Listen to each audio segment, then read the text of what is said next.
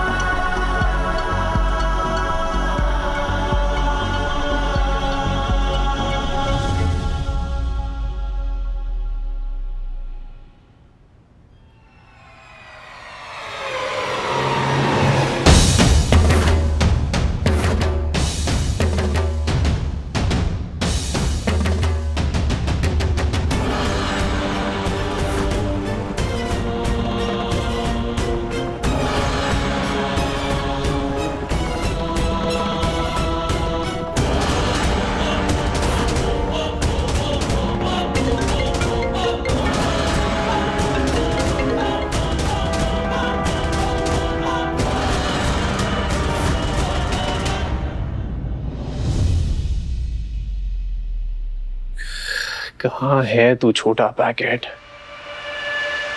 और सुमन मुझे तुझसे दूर क्यों रख रही है? अपने खून को जानने का हक तो सबको है ना।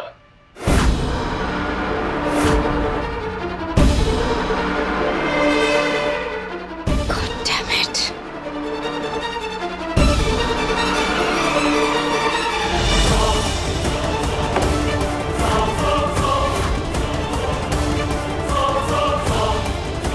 अब करेक्ट लग रही हो।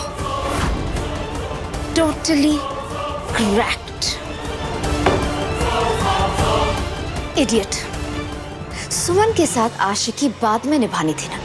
मैंने सुमन के फोटोज लेने को कहा था या फिर उस आदमी के जिसके साथ वो काम करती है। अरे मेरी मैडम जी, अरे कैसी आशिकी? ये आशिकी तो उसी दिन खत्म हो गई थी जब मेरी सुम्मी ने मुझे जेल भेजा था। अब तो बस बदला है, चाहे जैसे भी लेना हो। तुम्हारी दुहाई सुनने के लिए कॉल किया मैंने। कौन है वो आदमी? अरे मैडम जी, यही तो पता नहीं चला, बट हाँ इतना जरूर पता चला है कि बंदा बहुत सॉलिड है। सेट प्लस सिक्योरिटी मिली है उसे, इसीलिए तो उसकी फोटो निकालते निकालते मेरे पसीने निकल गए। और हाँ, एक और बात पता चली, ये सुमन इंदौरी पिछले 5 सालों से सुमन भोपाली थी।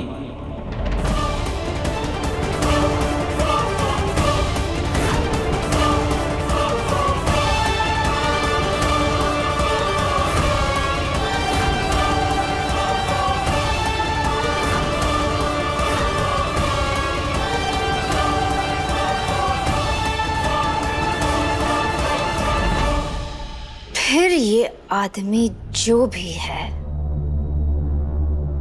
ये है सुमन का पी पैसा, पावर, पोजीशन।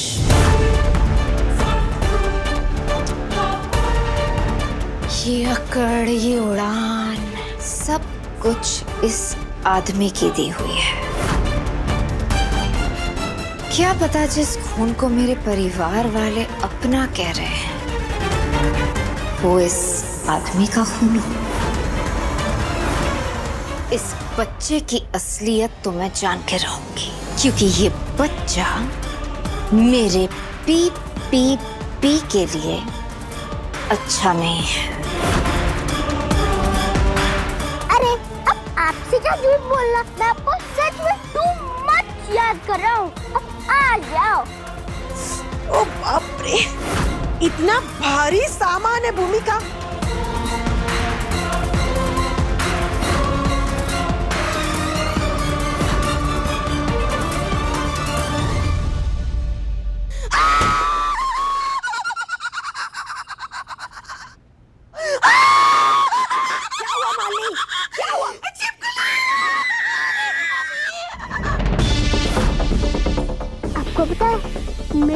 उसमें ना एक एंग्री आंटी रहती है जो हमेशा एंग्री रहती है।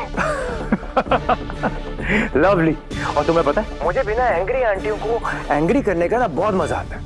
हम ना एक काम करेंगे, जब मैं वापस आऊंगा ना उसके बाद हम दोनों मिलकर उस एंग्री आंटी को और एंग्री करेंगे। ओके? मैं, आप और बड़ी। हाँ, और तुम्हें पता है ना बड़ी को हमेशा तुमने अपने पास रखना है। आपको और सुमी को मुझसे ज्यादा तो बड़ी की फिक्र रहती है। मैं जा रही हूँ, आप लोग काम जारी रखिए। हम लोग मेहनत करें और ये आराम।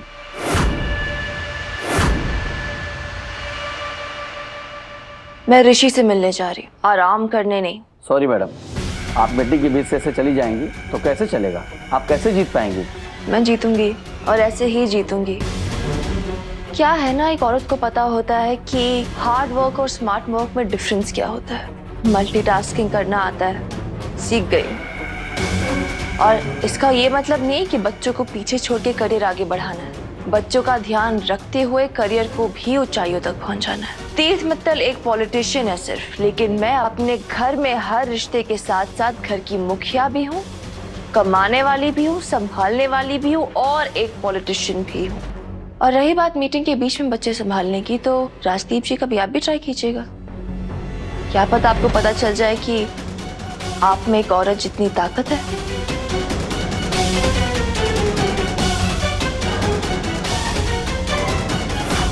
सुमी, बचा ले हमें, जल्दी आ।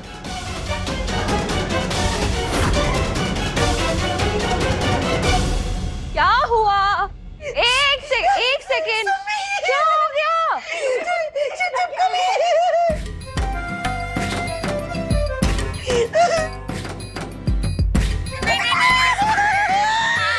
अरे बाबा, प्लास्टिक की चिपकली है। प्लास्टिक है? आप लोग भी ना, ऋषभ भी सोचा तो डर जाता ना, जैसे भी आप डरने वाले हो।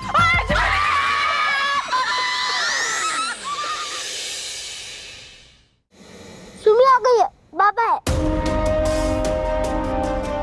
इतना लेट? तुमने मुझे कॉल लगाया था, इसलिए मुझे बात करनी पड़ी।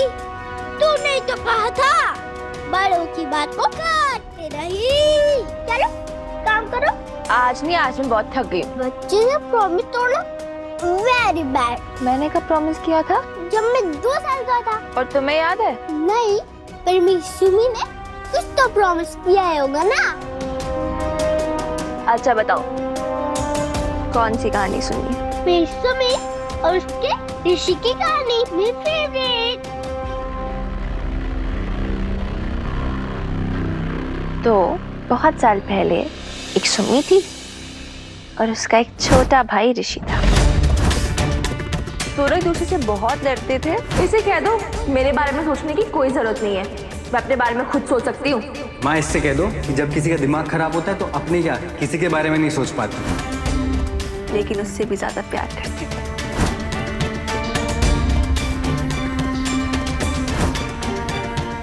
फिर एक दिन एक राक्षस आ गया उनकी जिंदगी में और उस राक्षस ने सुमी से उसके ऋषि को छीन लिया।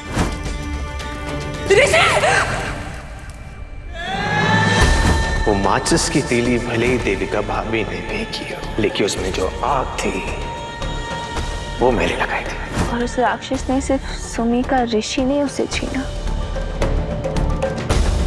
उसका सब कुछ छीन लिया था। इतना कि उसे शहर छोड़ के जाना पड़ा।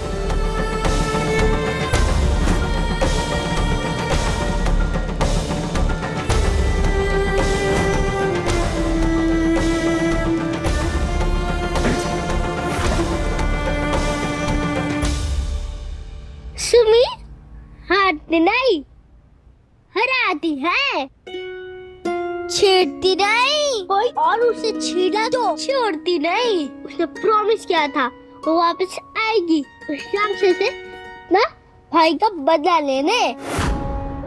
और इस बार वो अकेली नहीं, उसके साथ एक सुपर हीरो भी है। तो सुमी, हमारी कहानी इसके आगे क्यों नहीं बढ़ती? तू राक्षस से क्यों नहीं लड़ती? क्योंकि ऋषि हर लड़ाई का ना एक सही समय होता है। समय से पहले हार मिलती है और समय के बाद सिर्फ दर्द मिलता है। तो सही समय पे लड़ाई करना बहुत इंपॉर्टेंट होता है। अच्छा, मुझे एक इम्पोर्टेंट कॉल लेना, तुम सो जाओ अभी, ठीक है? उतारो चश्मे।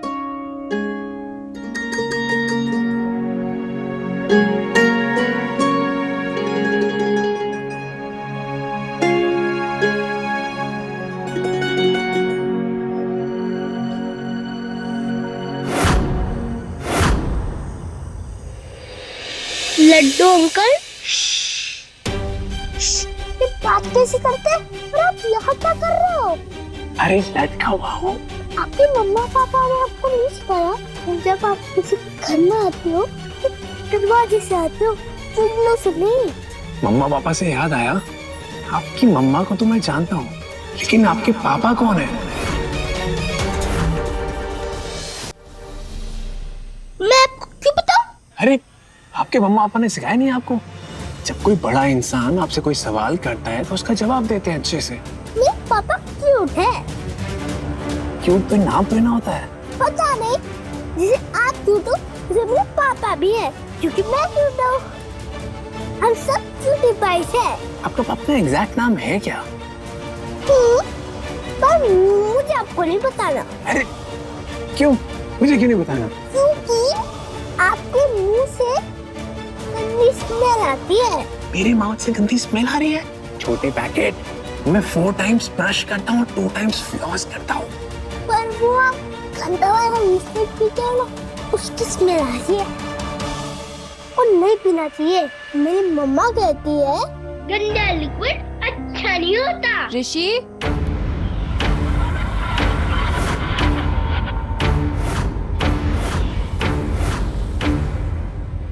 कितनी बार कहा अनजान लोगों से बात मत किया करो। पर लड्डू अनजान थोड़ी ना है, वो तो पड़ोसी है, वो तो मेरे फ्रेंड हुए ना।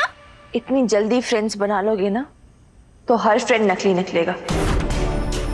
चलो तुम बुआ नानी के पास जाओ, मैं भी आ रही हूँ। सॉरी लड्डू अंकल, अब आपको कोई नहीं बचा सकता। बाय।